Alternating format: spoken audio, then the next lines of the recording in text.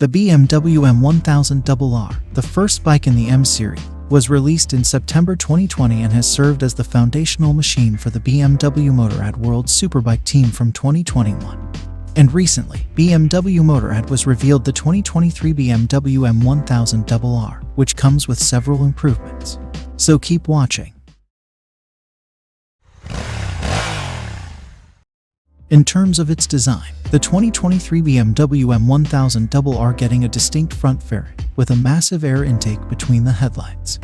On the other hand, the fairing is quite strange, because the right and left sides are not the same. For the right side of the base, the old model BMW S1000RR returns, while for the fairing on the left, the new model is currently available in 2023. In addition, especially for the M1000RR series, apparently in terms of the winglets, it is much wider than the S1000RR new model 2023. The M winglets on the front fairing were also redesigned from the ground up to generate far greater aerodynamic downforce while leaning into bends or riding upright. Meanwhile, in terms of the engine, this motorbike still adopts a 999cc inline-4 cylinders liquid-cooled engine, which capable producing a maximum power of 212 horsepower at 14,500 RPM.